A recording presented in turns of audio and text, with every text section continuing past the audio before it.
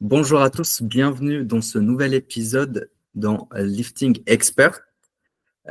Aujourd'hui, toujours on est en bonne compagnie et je suis avec une invitée très spéciale. Donc cet épisode, ce premier va se dérouler en anglais.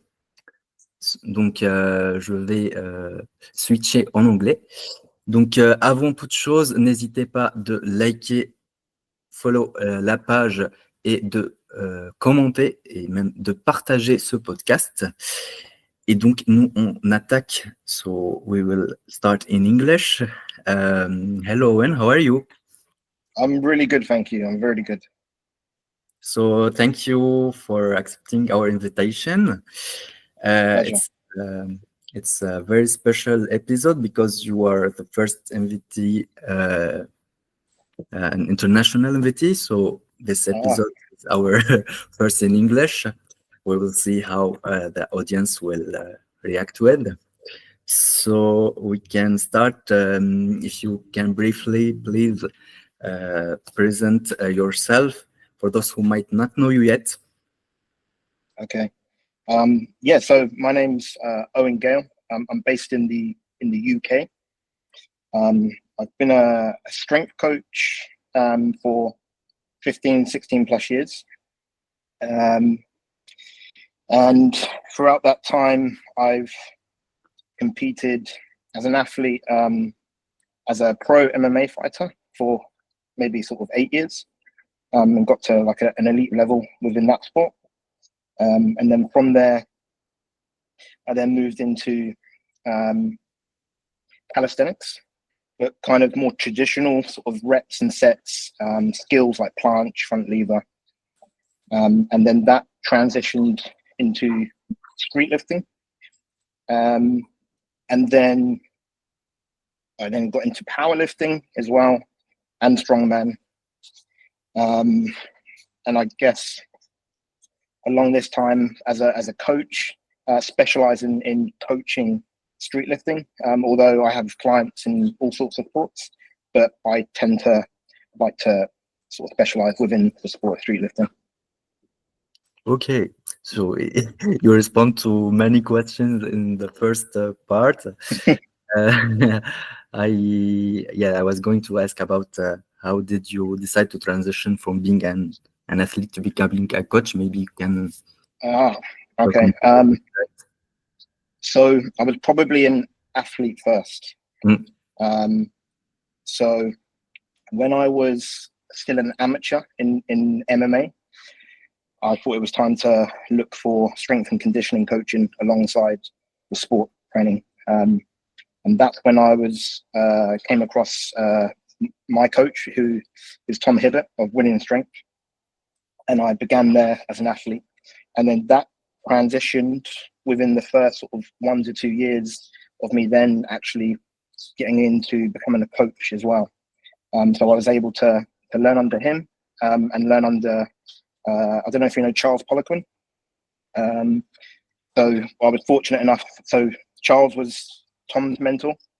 Okay. And then obviously I learned under Tom. So I was just lucky enough to be around those two just at the right time. I was at the right time at the right place. And that's where I guess my passion for coaching was born. Okay, very interesting. So I will switch to the second part in this podcast. I would like to know how would you define the streetlifting in your own words to someone who has never heard of it before. I would say it's almost the extreme end of the spectrum in regards to strength of calisthenics. Yeah. So someone who really likes calisthenics bodyweight training but loves maximal strength training is kind of like the extreme end of the spectrum of that, with kind of elements of I say has a very street vibe to it, where it's I think where a lot of calisthenics is performed on outdoor parks, it gives it that kind of street element to it as well. A kind of very cool young sport, but with the big lifts that we see in sports like powerlifting. So it's kind of a mixture of kind of both worlds, the cool calisthenics bodyweight and the big lifts from powerlifting and strongman and stuff. Okay. We will have a question about the street identity in streetlifting. So before that, in your opinion, what makes the streetlifting a very unique sport compared to other strength sports? I think it's the right. So the muscle up, first of all, I think that is probably the most iconic looking sport for someone outside of the sport of streetlifting. When you see someone do a muscle up, it looked impossible. Even with body weight, it just looks like an impossible movement to do. And I think the average person, for them, it's almost like a magical movement compared to just lifting a bar from the floor or just pressing a bar off your chest. So I think that separates it massively. It makes it very unique. And then even the same with pull-ups and dips, it's movements that a lot of people can really resonate with, and most people have an understanding of what it's like to hang from a bar and try and pull yourself, because most people have done it at some point, whereas not everyone has done a deadlift or maybe done a bench press. So it's hard to really understand how difficult and how impressive something is. So then when you see people doing it with weight attached to them, I think it's quite a mind-blowing thing to look at. Maybe you want to also to talk about the body composition, the importance of the body composition. Yeah, definitely. So like if we look at like other strength sports like strongman, powerlifting, most of the movements, it comes back to mass moves mass. So if you just put more weight on, whether it, you move more weight, whereas with streetlifting, you have to be very careful with adding too much excess body weight, because it can almost be detrimental and make things harder.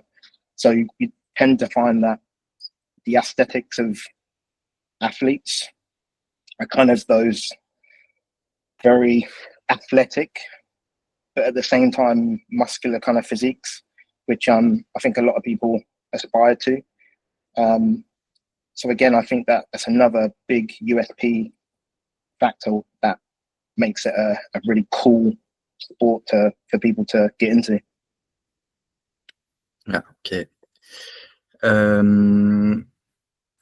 Where do you see the discipline going to next few years? How you see the evolution of the sport?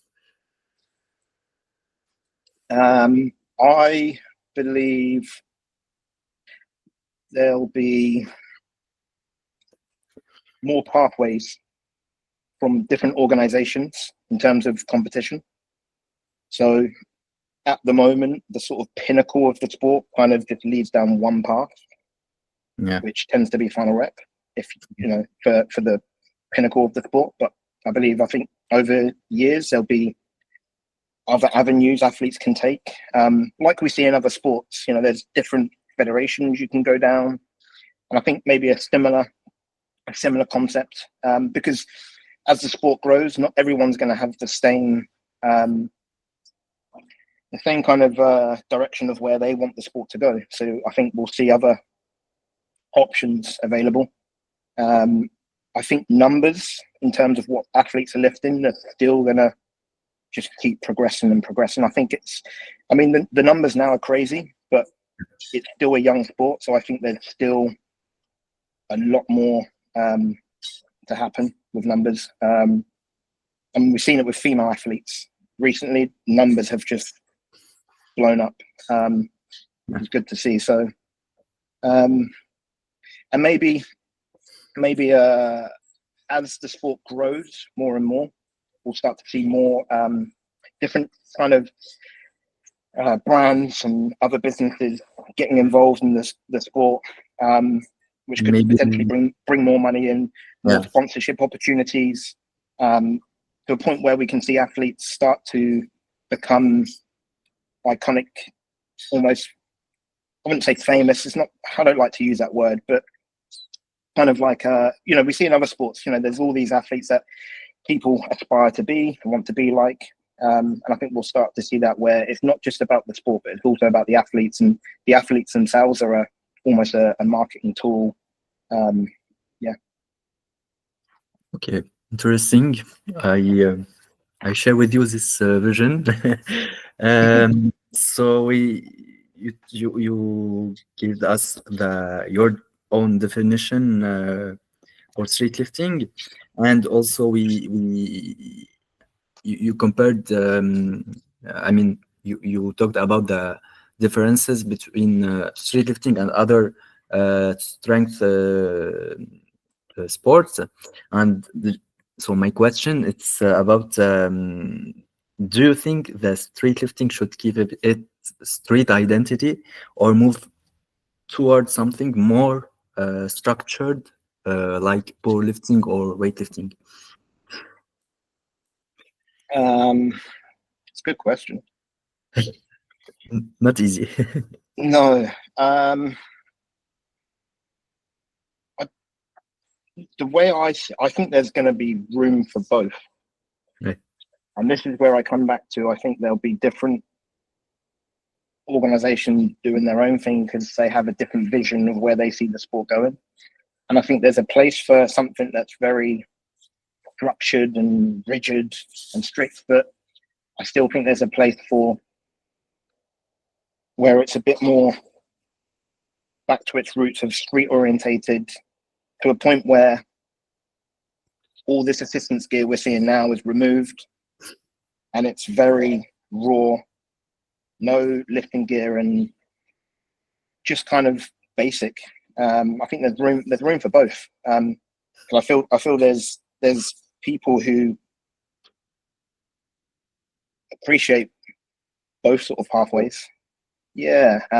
So I think rather than doing it this way and it kind of either you like it or you get out, it's kind of, there should be options for different people. So I kind of feel there's room for both, really. There's room for both. Mm. It's pretty funny because in France we have like groups. So some groups say like they like more extreme. They want to remove the squat from the sport. Yeah.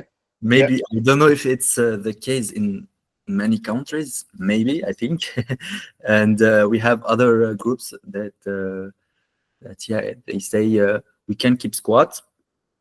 We should give a points score. Yeah. In order to do an equilibrium with the muscle up and pull-ups. Yeah. Others they say okay, if there's no points score, so they should do squats without the belt, without the sleeves, etc. So yeah, I mean, people. I think I don't know if you share this. We don't have to be very extreme in our vision. Like we have to go to a vision that will make us develop the sport, not to divide people and maybe a vision like you already said about we have the street identity. Well, I don't know if I mean, okay, it's not the street identity to have a belt, to have equipment, but the street lifting is a sport who is already that we do already in gym. So it's basically different from the street. So yeah. No, I get that. Yeah, I the way I am starting to see it for myself is I think there should be what we see now in competition. To me, that's equipped street lifting. And then I think there should be a raw category where we don't need no kit, keep it all raw, no sleeves, no belt, none of it. And they're separated. and you can choose which the same thing that we see in a lot of other strength sports. You can choose which category you want to go into based on whether you want to be raw or you want to be equipped. And I think that solves a big problem, because you're making both sides happy because they both have their own path, and it's even, it's fair. You get the raw traditional calisthenic street lifter having their category, and then you get the ones that want to be extreme and push the biggest numbers they can. That's how I'd like to see it, and I think there's definitely a gap in the market for, and a place for that to be. Okay, so you are not really with the rules with this points, maybe like we keep it total. Yeah, I'm all about total, just because one, it makes things simple, especially from people outside of the sport. Once you start bringing in this coefficient point system, it gets a bit confusing.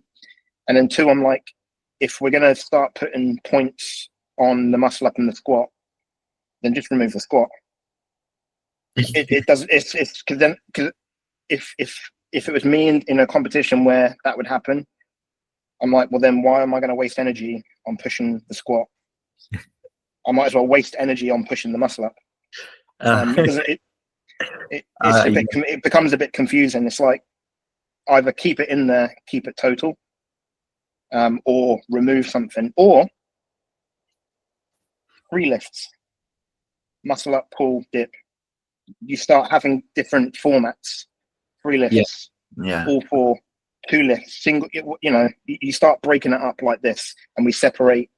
So there's a free lift total record, all for total record, and then that way, again, there's no argument on, the muscle up should be worth more, or the squat shouldn't be worth that much.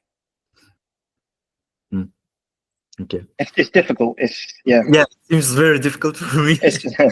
I mean, I think we can't really. People will always say it's not good, even if you try to do your best. You have organized competitions, and I have some questions about that. So as an organizer, it's not easy. So I think we have to try to be calm, because sometimes people are very angry for something not really interesting, or this will not very push the sport and the athlete. I mean, this is not a very old sport, so also they will try every time to do better. And I think if over time, if there's more people, more organizations being involved in having their own competitions and trying new things based on how they see the vision, we'll just start to see where people start to gravitate more towards. And if more people are going towards a coefficient style, then maybe that is what most of the community prefer. But unless people try stuff, we'll never know, and it'll just be this back and forth argument of this is better, no, this is better. So I think once there's more people doing stuff and trying different things, the sort of the end result of where the sport goes will be a bit more clearer, maybe. Maybe it will take time, and it will be for if we take final rep, because they're one of the most popular competitions. They don't want to take big risks of trying something completely different. It's risky. Yeah, exactly. So it's going to take someone else to try something a little different and see what happens. Yeah, I agree. Okay. If it works, why change it? Okay, so we'll move to more about competitions and coaching questions. So you have organized international competitions, including World's Strongest Streetlifter. Yes and no. So we postponed it last minute. Okay. Yeah, last minute. Yeah. Okay. It's something that will happen, but the better option that I now have decided is I have to focus on improving the competitions within the UK, because I feel that the current competitions in the UK are starting to decline. There's less and less competitions, and if we don't have enough happening here in the UK, the level is gonna get worse. So my objective is to, instead of organizing that competition right now, is to come right back down to grassroots level, improve the grassroots in the UK with more and more competitions, more and more opportunities, and then eventually that will evolve into international competitions and the world's strongest streetlifter. I try to skip parts and go straight to that, but when I look at it from a money perspective, it doesn't make sense for me just to throw money at something that it's just the wrong way. So I need to start grassroots and build up. Okay. So until now, did you organize some competitions by yourself, or not in streetlifting? No. Strongman. Okay. Yeah. So today, do you make like is the coaching in strength sport is your big job? I mean, full-time job? Full-time. Yeah. So it's there's some of it which is in person, where I have clients that come in. Say 90% is online coaching, and then the rest of it is made up of my online clients that are local, or at least in the UK. They will come every so often, and we go through stuff in depth, and then they go back to online. I used to be all in person for 12, 13 years. It was full-time in person, and then over the last sort of 2-3 years, I've slowly transitioned now, especially with streetlifting, because there's not many streetlifters in my city. Maybe 2, 3, 4. So for me to be able to offer my services, it has to be online. It has to be. So you have from many countries, I think. Yes, it's all over. Like from as far as Australia to Philippines, America, Mexico, everywhere. Yeah. And your biggest athletes, I mean, the most people that you coaches, are they doing streetlifting or other strong sports? I mean, I'd say maybe 90% doing streetlifting, and then the rest are powerlifting, and then powerlifting, and then streetlifting, but not to compete. Okay. They just enjoy it. Yeah. It's very beautiful. Yeah. Yeah. But although I tend to find a lot of those, after 6 months, a year, they slowly then want to compete. Yeah. It's normal, because it's like when you do bodybuilding only. At some point, you will start to say, okay, but I mean, I'm doing bodybuilding. It's good, but I don't have the aim to compete, and I would like to do something more funny, So Yeah. we have people, they start powerlifting or streetlifting or other sports. Okay. It's same things. Powerlifters sometimes switch to streetlifting and Yeah. vice versa. Yeah. Okay. So if you, because we are talking about your coaching, if you want to give some advices to coaches and maybe give some essential qualities for you that every good coach have to have. I would say one of the biggest things is to really put a lot of time into learning periodization of strength training. And it doesn't even need to be for streetlifting. Well, I mean, it's going to be difficult to find anything from streetlifting. Yeah. It's just understand the principles of strength in general and how to periodize. And once you can have a good understanding of that, you then should have enough knowledge to be able to apply that to the sport. So whether it's streetlifting or powerlifting, I'd say that's one of the biggest game changers. And understanding the different strength qualities that you can train and how they relate to velocity. Because once you can look at strength as velocity, it's almost like the Matrix and being able to read it. And you can literally train for any sport. It doesn't matter what the sport is. It's just then knowing what strength qualities does each sport require for each lift.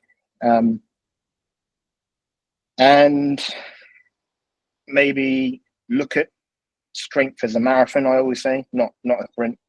It's a long-term game. If you try to do too much too soon, you won't last very long in the sport. People think that, like I've been fortunate enough to achieve, I've got 9 world records now and 27 British records across streetlifting, powerlifting and strongman. And a lot of people think I've just come up overnight, but it's the 15 years of just slowly just ticking over. Yeah. So it looks like I've done it overnight, but it's 15 years of just taking my time and not being in a rush. I'd say that they're 2 of the most important things, I would say. Yeah, it takes time, really. It's that's why if you are not really, if it's not your real passion, it's you will not continue. No, and it's difficult now because we go on our phones and we see people's big lifts, and that can easily make you want to push harder and quicker. And I think that's one of the biggest dangers, is watching other people. But at the end of the day, it's irrelevant to you.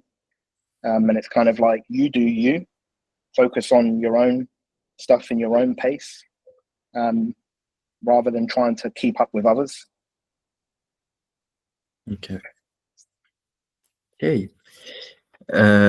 We'll still have big parts about some perspectives on the French scene. Maybe you observed the streetlifting in France from the outside.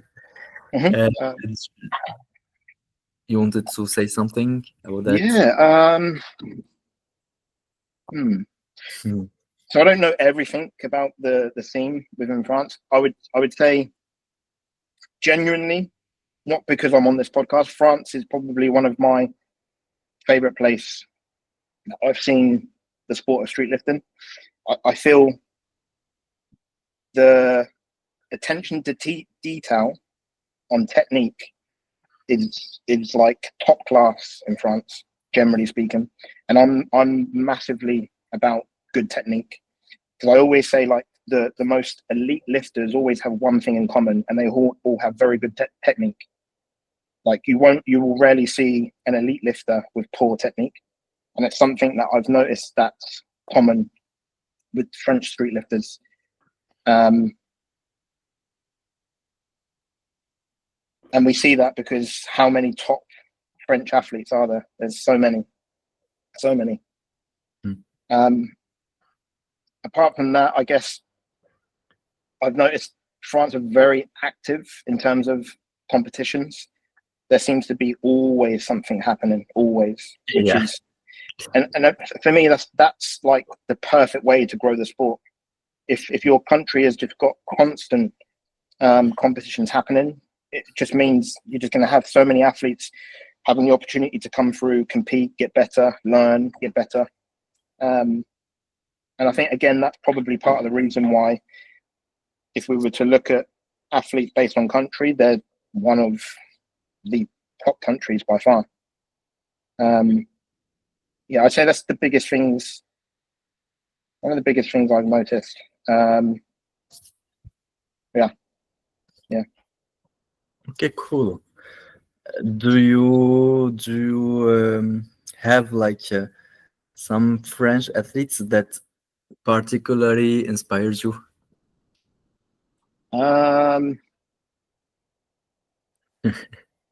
Probably not so much, just because any sport I've been involved in, I've never really I don't really look at other athletes in that way. It's just how I've been.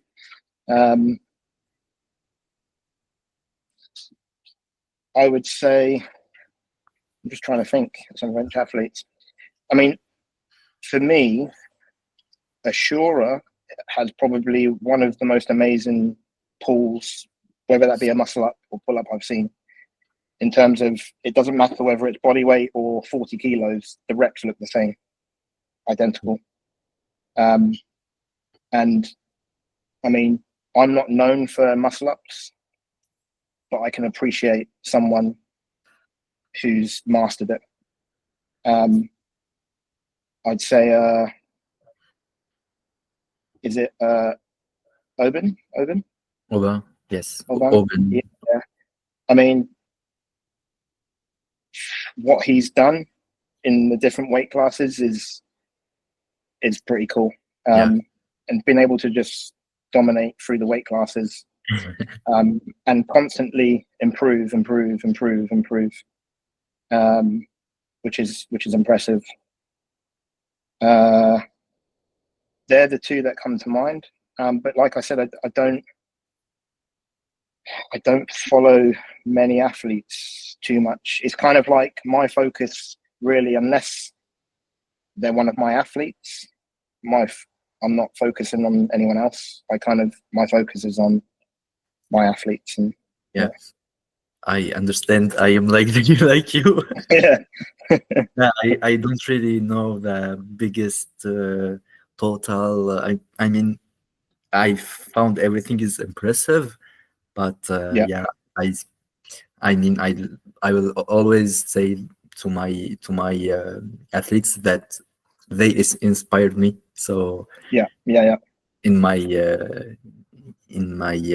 also in my, I mean, in my career as a coach, but also in my career as an athlete. So I understand. From your point of view, is the organization of street lifting in France is something that is clear, understandable for foreign athletes? Yes, I would say so. Yeah. I mean, everything I've seen has been pretty clear. They're quite, in terms of like organization of scheduling as well, it seems to be really good as well. As in, there's always some kind of post that goes out where I can see like, okay, that's what's coming up. Because in the past, I have been tempted to come to France to compete. Okay. Because there's, like I said, there's not much opportunity here. Maybe one competition a year, maybe two. And if they don't fit in for my schedule, then I have to look elsewhere. So France has always been one place because one, it's close. I can get there very quick. And two, I can see what comps are happening that year quite easily. So that's always been handy. Yeah. Okay. So maybe we'll see you in France soon. Oh yeah, I definitely would love to. I have always said if I was, I think in streetlifting, the only time I've competed outside of the UK is Spain. That was big. It just lined up nicely with when I wanted to peak. But other than that, I think France would be at the top of my list. And the judging level seems experienced out there, which is good. And again, because they, like I said, they're just doing a lot of competitions. I can imagine judging level gets better. Yeah. You know, the more they're doing comps, the better judges are getting, and that helps. The worst thing you want to do is be in a competition if judges are inexperienced. Yeah. Okay. Maybe a last question. If you had to give an advice or advices to help to develop the sport in the French community, what would it be? Sorry, can you repeat that? Yeah, if you can maybe give advices to help to develop the sport in the French scene. To improve the scene in France. Yeah.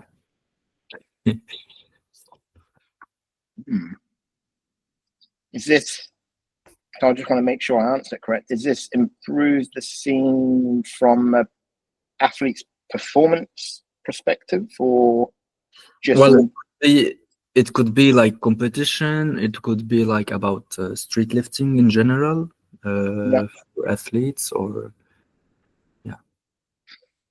I think maybe there's definitely scope for more marketing towards international athletes in terms of the UK, because I think if maybe France were more vocal that, say, UK athletes could compete at their competitions, you would see an influx of UK athletes competing there, which can only be better if people were traveling over to France. Maybe from an outside perspective, it would look like, unless you live in France, you can't compete in their competitions. Especially somewhere like the UK where there isn't much opportunity. What else? I mean, apart from that, I haven't really. What I've seen of what France do is good. Yeah, I understand. I'd say it's easily top. Like I'd say they're up there. They're like top to me, anyway. With what they're doing, so it's difficult. It's difficult for me. Yeah. Questions. Yeah, it's funny because like, for our perspective here, we feel like, I mean, the sport is still being developed, and the organizations and everything is going to be better. Yeah. But yeah, we feel always like, I mean, yeah, we feel like some people still say it's not good, it's worst. I mean, okay. So yeah, it was like a question to see if from a foreign perspective how it would be seen. But I mean, it will be always like that. We have always some points to get better. So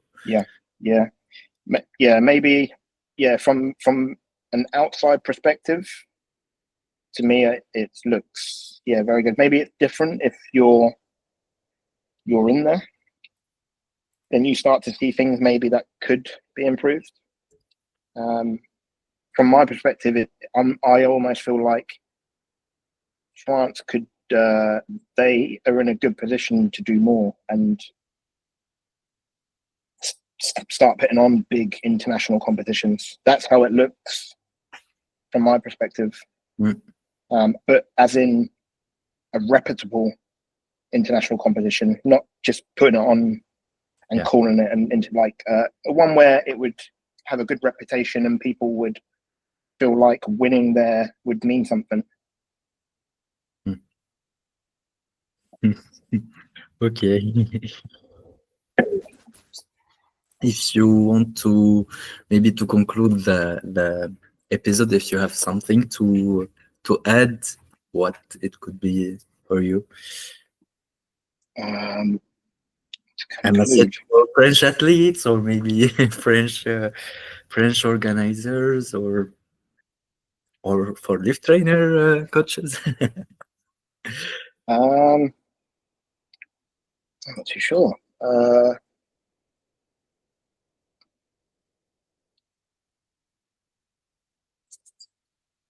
Do you have any ideas? I can't think.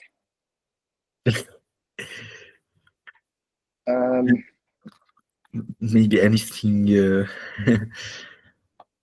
or for streetlifters around the world. It could be like that also.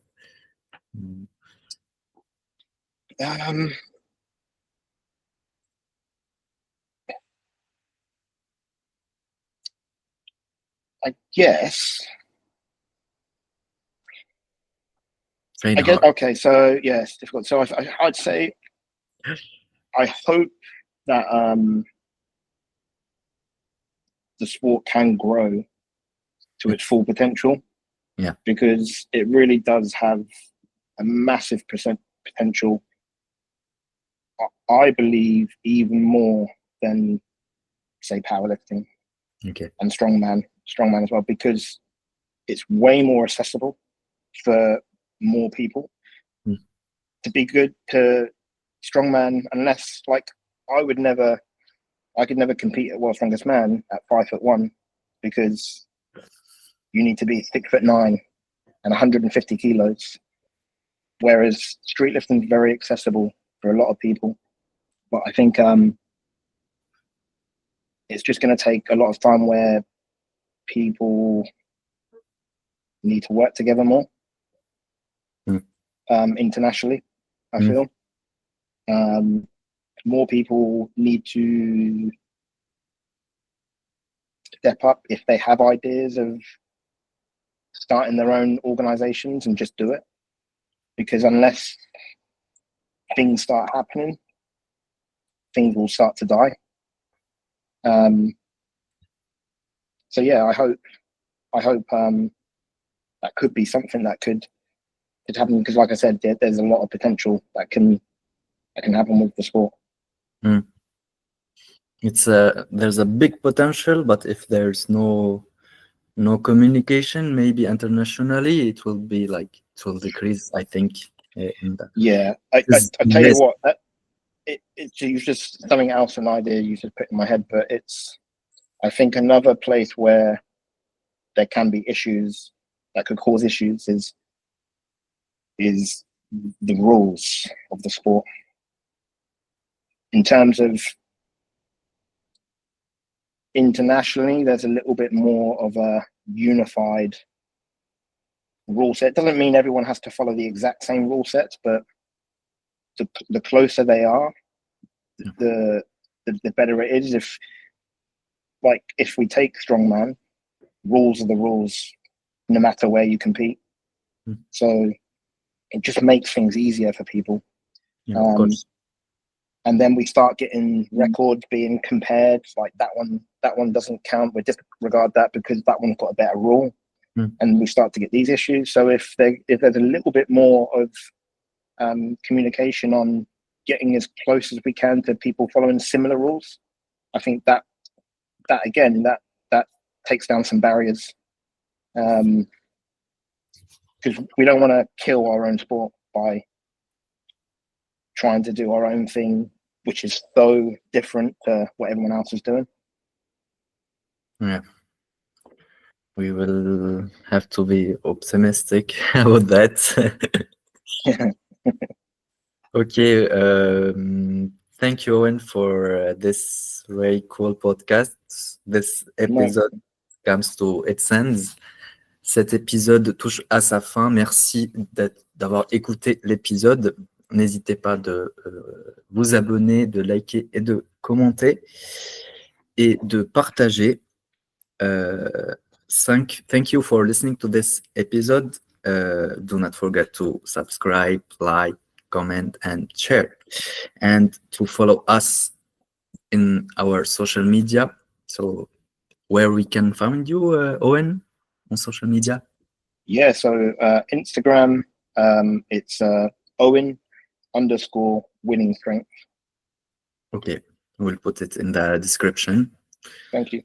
So you will have only Instagram where we can follow. Yeah, that's the only social media that I use. Okay, it's pretty good. Keep things simple. Yeah. Too much things to do between athletes, competition, everything. So I understand. Yeah. Okay. Okay. Thank you, and see you soon, everyone, in the next episode. I hope this first English episode will be how to say, like, very cool for you. So thank you, everyone. See you soon and take care. See you.